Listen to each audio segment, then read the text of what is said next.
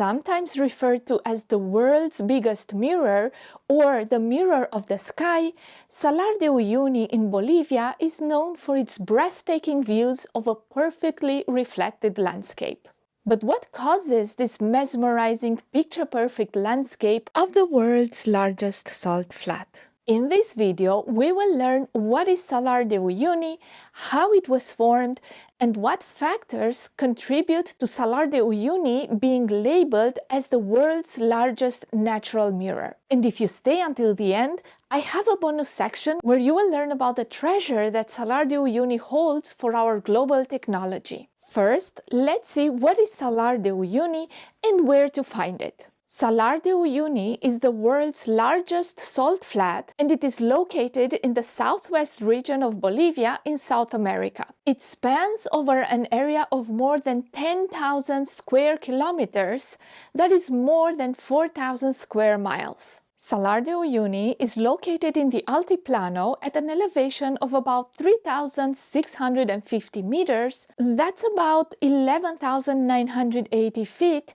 above sea level. But what is the Altiplano? The Altiplano is a vast and high plateau situated between the eastern and the western ranges of the Andes Mountains. While covering a wide area that stretches over parts of Bolivia, Peru, and Chile, the bulk of the Altiplano is located in Bolivia. The Altiplano Plateau formed with the tectonic uplift of the Andes, and it consists of high mountain peaks as well as lakes of fresh and salt water. Considering the lack of drainage outlets, all the water gathered in the lowest point of the plateau, the area of Salar de Uyuni. This created a giant prehistoric lake that dwelled in this area of the Altiplano Basin. With the passing of time, the climate started changing, getting drier. Because of this, about 40,000 years ago, the water from this giant lake started evaporating, ultimately resulting in the formation of the salt flat once the evaporation stopped about 10,000 years ago.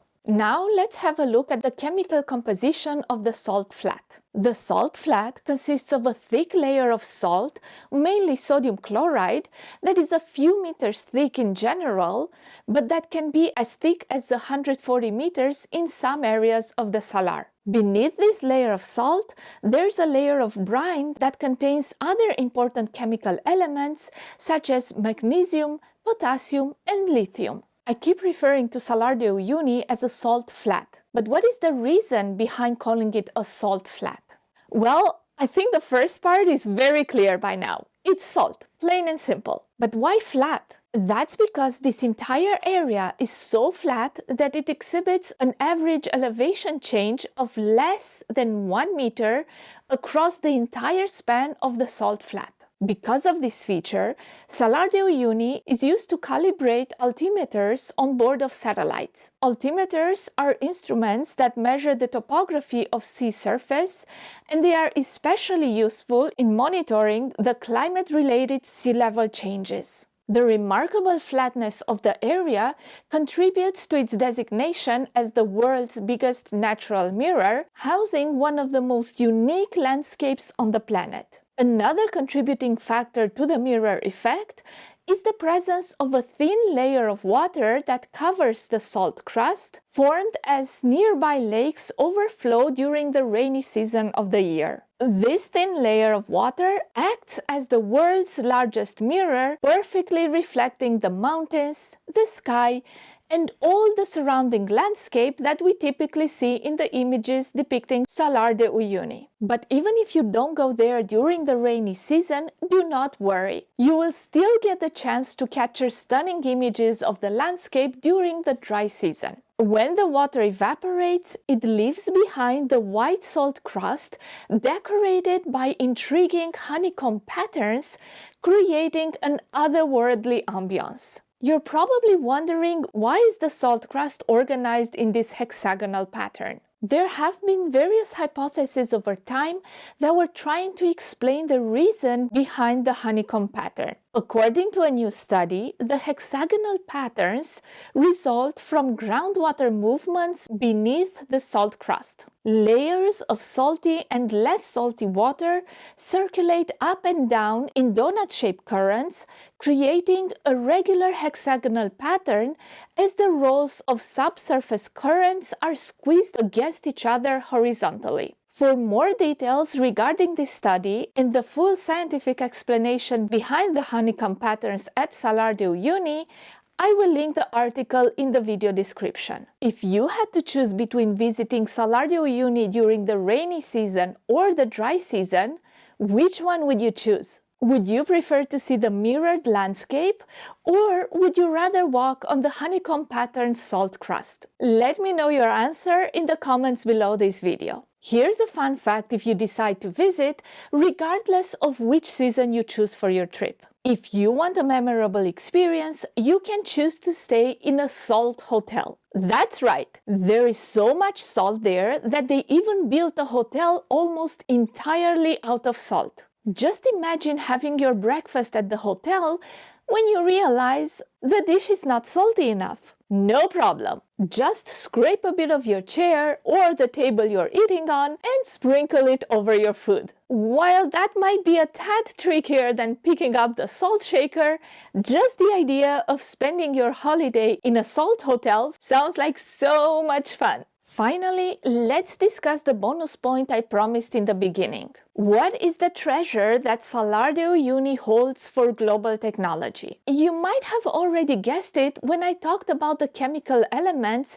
present in the brine beneath the salt crust. It's lithium. Sometimes lithium is referred to as white gold because of its light color and the high market value, since lithium is a crucial component of today's electronic devices. From something as small as a cell phone battery to batteries of much larger machines like electric cars, lithium is a key component in powering these devices. And the more our technology evolves, the more we are dependent on lithium. Salar de Uyuni contains a considerable portion of the world's lithium reserves, estimated to be around 50% of the world's known lithium resources. These abundant reserves of lithium could contribute to meeting the current and future global demand for lithium as required by new technological advancements. But at what cost? Extracting lithium involves extensive water usage. With the decrease of water resources in these areas,